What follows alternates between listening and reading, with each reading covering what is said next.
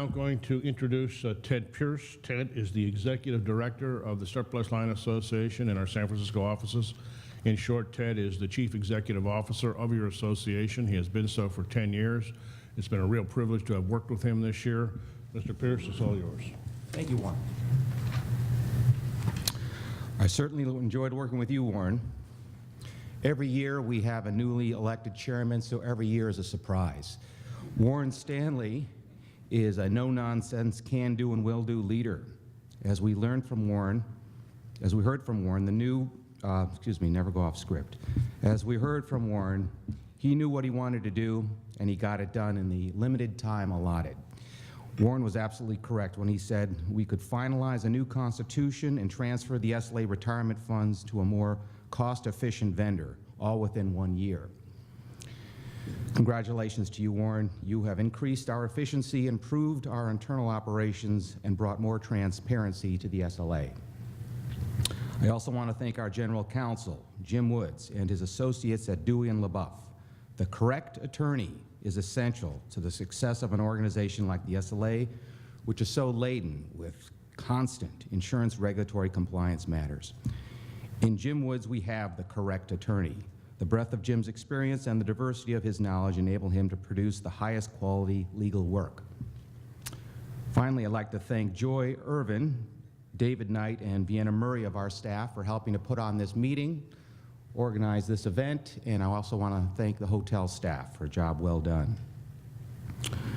Insurance regulation is a complex and ever-changing area in which the SLA forces the SLA to bring diverse talents to the table. We have a team approach to SLA external affairs, which affords our chairman and his 13-member executive committee expert consultation. This team of supporting individuals consists of our elected chairman, our general counsel, the chairman of our legislative committee, Hank Haldeman, the wise and renowned senior statesman, Jerry Sullivan, who's also a former chairman, and our Sacramento representative, John Norwood. Thanks to this team of supporting individuals, the SLA is always prompt and ready to make the significant decisions of the day. I want to recognize the insurance regulators who are here from the California Department of Insurance. Thank you for your dedication to public service. The SLA has enjoyed our joint arrangement, and we're honored to serve as your advisory organization and on surplus line matters. We appreciate your fair dealing and your approach to industry. If you're here from the Department of Insurance, would you raise your hand? Okay, so we have you surrounded, right? All right. Thank you for being here, all of you. Turning to the SLA internal operations, the SLA Information Technology Department is working on electronic filing, as Warren Stanley said. The current electronic filing system is called the Broker Extranet. If you want to learn more about it, write us at support@slacal.org. The existing Broker Extranet allows you to reply to tags and print tags with attachment. It allows you to view and print invoices, view and print your filing history. The server-to-server complete electronic filing system allows you to upload and file XML data batches, upload and file image batches.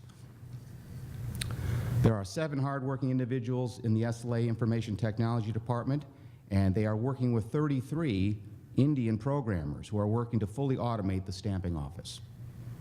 Our data processing department, which processes your filings, is getting ready to receive their new screens from this new system. Data processing has 30 hardworking data analysts who analyze your SL1, your SL2s, your declaration pages, certificates, cover notes, or binders, and of course endorsements. The financial department, they are readying a plan to go electronic. The SLA Financial Department has 16 financial analysts who assist the California Department of Insurance in evaluating and monitoring the financial condition of insurers who are eligible to operate in California on a surplus line basis. Education. In the area of education, the SLA has continued to provide substantive, well-attended seminars for continuing education credits. A 2-hour online education course that you will be able to access from your home or from your office desk is in the works. Our 5 education specialists want to tap your expertise. Your variety of perspectives and skills gives this organization a renewable source of qualified, forward-thinking leaders who reflect the innovation and creativity of the surplus line marketplace. If you have any ideas about how we can better deliver education credits to you, please let us know. Moving on, in 2008, we issued 24 bulletins, the 5 most important of which were briefly as follows. Bulletin 1157 revised the export list. This export list was reissued as is on January 22 of this year in Bulletin 1174. Bulletin 1159 announced that the surplus line broker licensing fee had changed, and it also helped describe who in your offices must be licensed as a surplus line broker. Bulletin 1163 changed the stamping fee from 0.125% to 0.225% effective January 1 of this year. Bulletin 1164 helped describe the distinction between an agent and broker, which was a law passed by the legislature. There's also new broker fee disclosure rules for wholesalers that do business with admitted carriers. Surplus line brokers were exempt from this disclosure. Bulletin 1165 talks about the waiver of a penalty for non-timely payments of surplus line premium taxes. This was a notice issued by the department describing when and why taxes are due, the surplus line premium tax, and under what exceptions exist to exempt brokers from the 10% late penalty for late filing, of which, by the way, there are very few. I encourage you to review the SLA bulletins and to take a look at the 25 most important bulletins viewable on our website under Publications. Some of these top 25 bulletins go as far back as 1982, but they still regulate the way you do business on a daily basis. Our General Counsel, Jim Woods, will discuss the rumblings in Washington about federal insurance regulation. But please know, the SLA is seeking a state-based solution to one of these issues being addressed by Congress. This is the multi-state surplus line premium tax allocation issue. The federal legislation, the Not Admitted in Reinsurance Reform Act, which was introduced in the last 2 Congresses but not passed, actually called for the establishment of a surplus line insurance multi-state compliance compact. The compact has been drafted by industry already with the intention of facilitating the payment, collection, and distribution of multi-state surplus line insurance premium taxes among the states through a clearinghouse. The federal legislation asks the states to collect the tax and then for the state revenue department to distribute the taxes. The compact, or a compact of some type, is essential to streamlining and improving the efficiency of the surplus line market by eliminating the duplicative and conflicting tax and regulatory requirements between the states.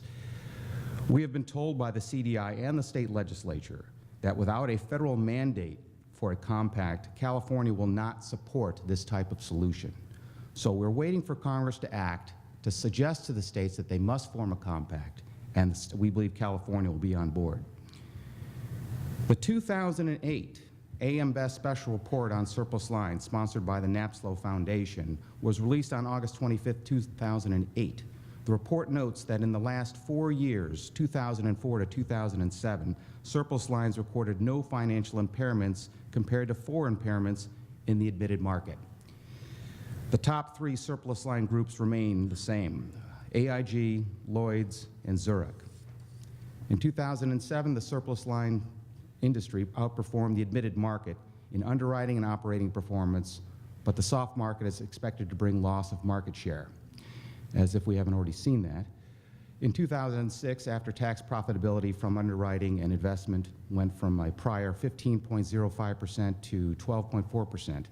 Net premiums decreased by 8.7% in 2007. The report also notes that merger and acquisition activity among both carriers and brokerages have been high and are expected to continue through 2008 and 9, obviously. Finally, the CDI announced last week that beginning July 1, 2009, all licenses issued by the department's Producer Licensing Bureau will no longer be printed or mailed. License renewals will be sent by email only. Brokers will download their licenses to a PDF document via CDI email notice. The CDI warns that it is essential that they have your correct email address. You can update your email address at the department's website. Looking at the insurance marketplace forecast for 2009, I can find no positive reports from the rating agencies or insurance think tanks. And I will say this is unprecedented. In conclusion, or finally, our next speaker is Joy Irvin. As director of the stamping office, Joy is the chief operating officer, responsible for overseeing all operating departments, which collectively we refer to as the stamping office. Joy also oversees the administrative functions of human resources and finance, which includes accounting, payroll, purchasing, banking, and financial investments. Joy prepares and presents the annual budget and quarterly financial statements and interfaces with our outside auditors for the annual financial audit. Please welcome Joy Irvin.